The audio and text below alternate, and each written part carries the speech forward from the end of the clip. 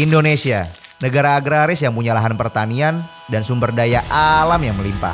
Pokoknya kaya lah, kita tuh kurang apa sih sebenarnya? Tapi nih, semua itu ternyata nggak bikin profesi petani itu diminati atau bahkan populer di kalangan anak muda. Padahal kalau dipikir-pikir, kita tuh udah punya modal yang bagus banget nih, khususnya di bidang pertanian. Gue cari tahu ada survei yang bilang jumlah petani di Indonesia mengalami penurunan. Gokil banget nih angkanya, dari 44,46 juta jiwa, sekarang tinggal 38,37 juta jiwa. Angka ini selama 10 tahun terakhir bro. Dengan 8% adalah petani muda, angka ini tuh lebih kecil dibandingkan perdebatan antara tim bubur diaduk atau tim bubur nggak diaduk. Kalau kalian berpikir petani itu nggak keren, nih gue kenalin. Beliau adalah Kang Ulus, salah satu pendiri gabungan kelompok tani Wargi Panggupai. Doi punya lahan yang luas banget, hasil karyanya mendunia. Mitranya jangan ditanya, banyak banget. Masih kurang, Kang Ulus pernah menang penghargaan dunia tahun 2017 dari FAO, Food and Agriculture Organization. Badan yang diciptakan oleh PBB untuk memberantas kelaparan dunia. Kurang keren apa coba manis? Halo Sobat BRI, perkenalkan gue adalah Miko Panggayo. Gue adalah seorang petualang sejati yang akan mengajak kalian untuk bertemu dengan sosok-sosok mitra-mitra BRI yang keren-keren di seluruh Indonesia. Hari ini saya sudah dikelilingi oleh sawi, brokoli, dan juga alam-alam yang indah ini. Tentu saja hari ini saya akan bertemu dengan seorang musisi yang mengorkestrasi seluruh lahan yang ada di sini. Dia adalah seorang beliau yang benar-benar beliau di skena pertanian. Dia adalah seorang nasabah BRI, pengusaha tani dan juga pendiri kelompok tani Wargi Panggupai. Halo Sobat BRI, perkenalkan nama saya Kang Ulus Pirmawan, salah satu pendiri Gapoktan Wargi Panggupai yang ada di Kampung Gandok, Desa Sunjaya, Kecamatan Lembang, Kabupaten Bandung Barat.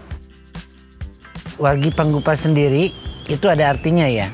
Kan kalau bahasa Sunda mah wargi itu saudara dan panggupai itu tangan yang dilame-lamaikan. Gugupai lah, gugupai gitu kan.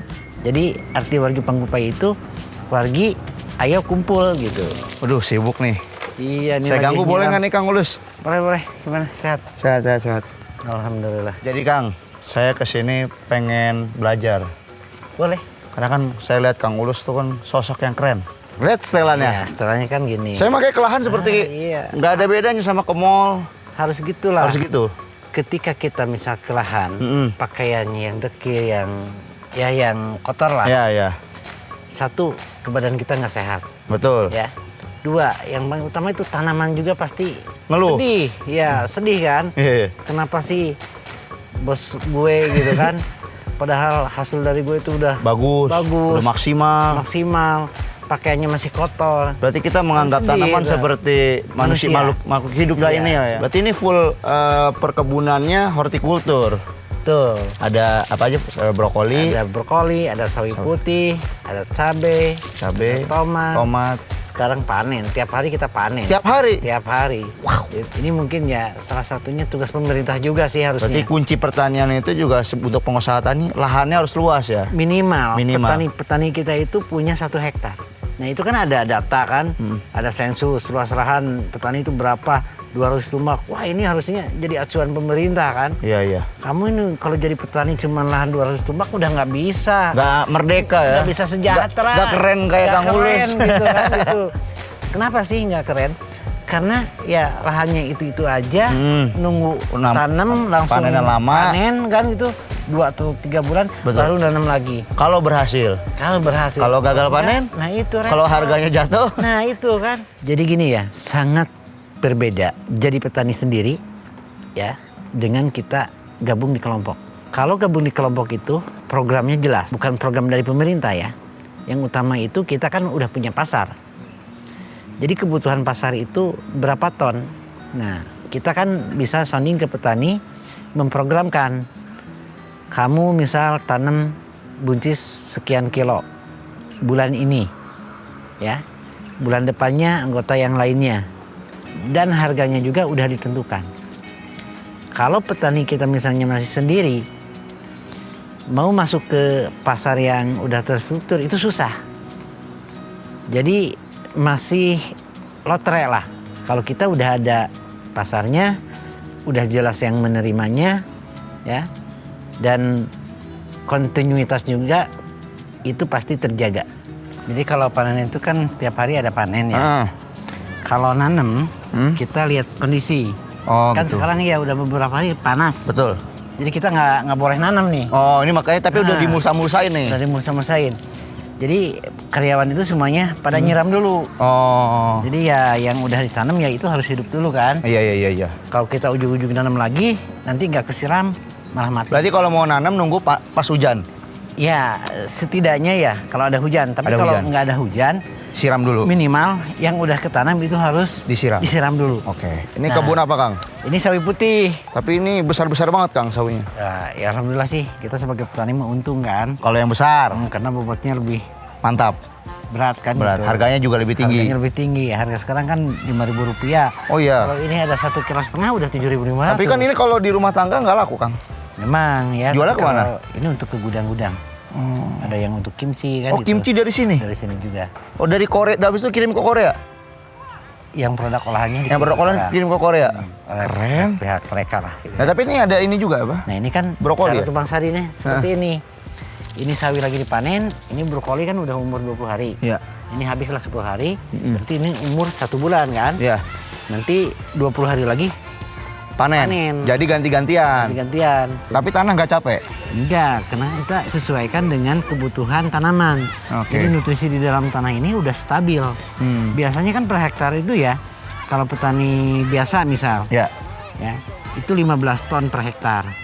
Kalau kita 40 sampai 60 ton per hektar itu Per hektar. pupuk komposnya. Pupuk komposnya. Ya, kenapa? Karena ya untuk tumpang sari itu Ngejaga si kualitas tanah tadi. supaya kan makanan itu selalu ada. Ah. Jadi wargi Panggupai itu ya budidayanya itu udah menekan salah satunya pemakaian pupuk kimia dan pestisida kimia.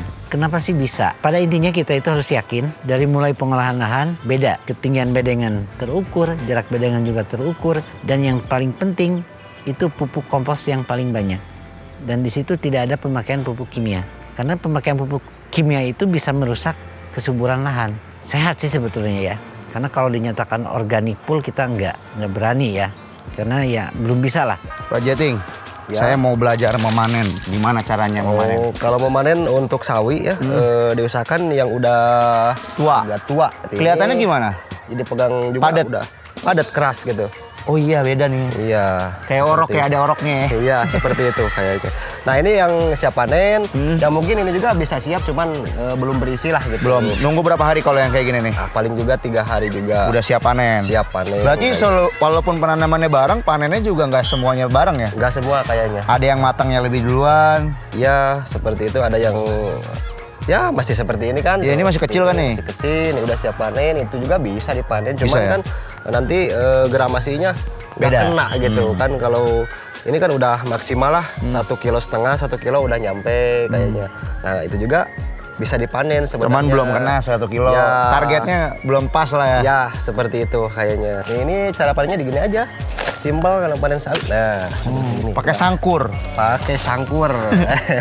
Ini besar banget sih, Kang. Iya. Saya pertama kali melihat sawi putih sebesar ini soalnya. Oh gitu. Karena kalau di supermarket juga nggak sebesar ini, kecil-kecil, Ya, sedang-sedang. kayaknya sedang-sedang dipilih kalau yang buat ke supermarket. yang baby mungkin. Saya coba, Kang pinjam. Boleh, boleh. Silahkan. Ini kan belum ya. Nah, ini kayaknya udah. Nah, Ini udah ya? Ini belum nih kayaknya nih. Oh. Ya, masih muda. Kayaknya itu juga udah bisa dipanen. Ini ya. Iya, iya, iya. Jadi di bawahnya sini ya. Iya, di bawahnya. Udah pegang aja atasnya. Nah. Oh, atas ini pegang nih. Iya. Bawahnya dipotong. Ya. Ini dicopot. Ya, dibuangin yang Oke. daun udah tuanya. Saya mau pindah ke lahan aja lah kalau kayak gini, kerjanya lebih santai. Nah, ini abis ini ditaruh ke keranjang. Ke keranjang, langsung diangkut ke mobil, langsung dibawa ke gudang. Oke, siap Kang. Berarti abis ini kita langsung ke gudang ya? Mulailah sekarang bertani itu harus berkelompok. Keuntungannya itu banyak. Bapak aja nih, kelompok Wargi Panggupai bukan hanya dari pemerintah Kementerian Pertanian, bahkan dari Bank BRI itu untuk permodalan sangat mudah. Kenapa sih sangat mudah? Karena mereka itu lebih yakin dengan adanya kelompok tani dan pasarnya yang udah jelas. Bapak dibentuk oleh BRI, kenapa sih bisa jadi klaster BRI gitu ya? Klaster sayuran, karena Bapak salah satu nasabah dan anggota pun masuk di nasabah BRI. Dibentuk klaster sayuran itu di tahun 2019. Dari BRI itu ada pendampingan pelatihan, terus kita bisa silaturahmi dengan UMKM yang lain. Ada pengusaha sayuran juga yang membutuhkan sayuran. Alhamdulillah saya bekerja sama Paulus dari dulu mungkin ya. Cuman yang bekerja sama lebih detailnya paling 1 tahunan lah. Pembagian divisi kalau Paulus di bagian penanaman aja, pola tanam. Saya di bagian pemasarannya yang utama itu. Mungkin pola tanamnya juga saya dampingi dikarenakan supaya hasil panennya maksimal juga dan panen juga nggak over kapasitas gitulah.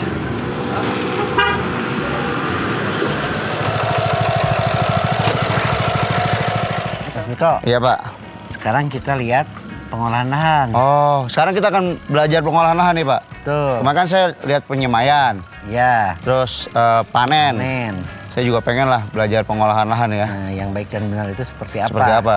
Oke. Dan kita alhamdulillah dapat bantuan dari Bank BRI, Hah? kultivator ya. Kultifaktor. Iya, Itu jadi kayak enak. traktor? Iya, traktor gitu kecil ya, pakai Kecil ya? tangan.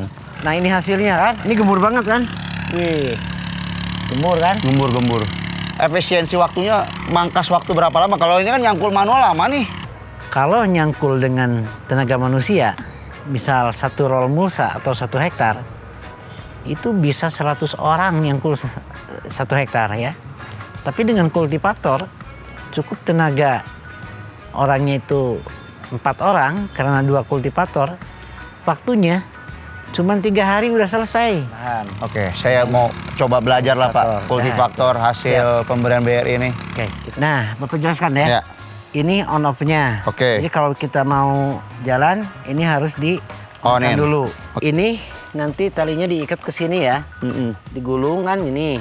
Nah, cukup 2 lilitan, baru ditarik, pasti hidup. Iya. Ya. Ini sebelum di itu harus netral dulu ya. Iya, sama kayak motor ya. Nah, jadi kalau untuk nyangkul kita nggak usah menggunakan gigi 1. Kenapa? Karena kalau gigi 1 itu terlalu pelan. Oh, powernya beda ya? Beda gitu ya. Jadi ya agak lambat lah. Iya, iya, iya. Nah, bagusnya di gigi 2. Oke. Nah, kita coba. Coba. Ya, Mas Niko yang nyalain. Kalau ini untuk gas. Nah, ini gas ya. Ini Ya. untuk kencengin gasnya. Ini kopling. Nah, ini kuping untuk jalan. Kalau tadi saya lihat kan bapaknya lebih ngedalam banget tuh. Nah, itu harus ditekan. Harus ditekan supaya Hasilnya gembur. tanahnya dalam juga nih gemburannya ya. Iya, kegemburannya itu lebih dalam. Nggak boleh. Ini kan ada batasnya nih ya. Nah, iya. Ini sampai udah batas masuk baru diangkat. Jangan diangkat. Maju aja. Maju sendiri. Oh, dia bakal maju sendiri. Maju sendiri walaupun ditahan, ya. Oh, iya Nah. iya iya. Ininya ke dalam ya. Bukan. Gini ya. Balikin. Nah, itu betul betul. Nih.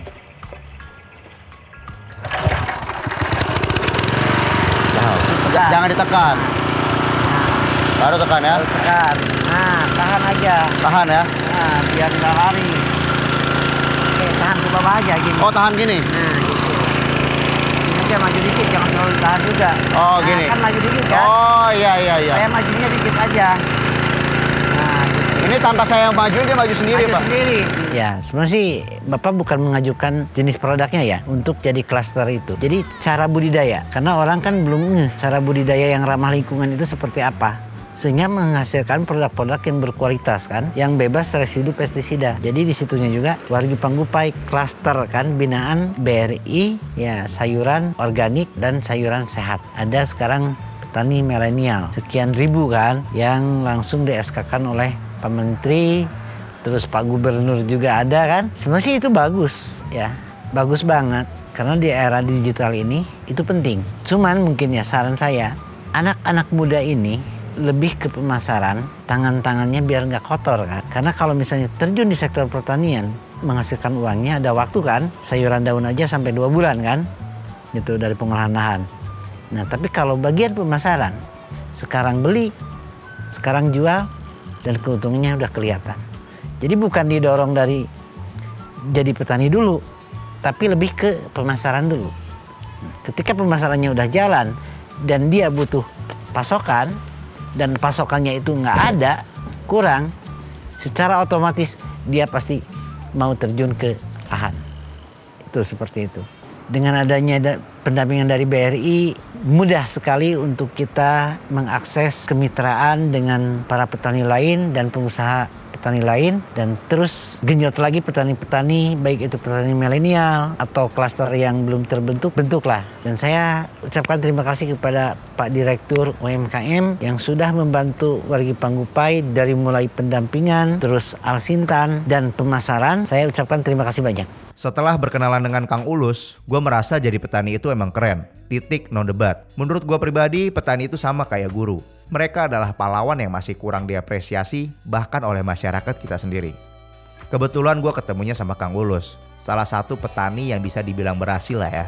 Tapi, selain berhasil di bidang usaha tani, beliau juga berhasil mensejahterakan para petani lain di lingkungannya. Harapan gue dari cerita gue dan Kang Ulus ini bisa menginspirasi kalian atau bahkan menumbuhkan bibit-bibit petani lain yang bisa mensejahterakan serta memanusiakan manusia. Gue Miko Panggayo, sampai jumpa di Merajut Makna episode selanjutnya.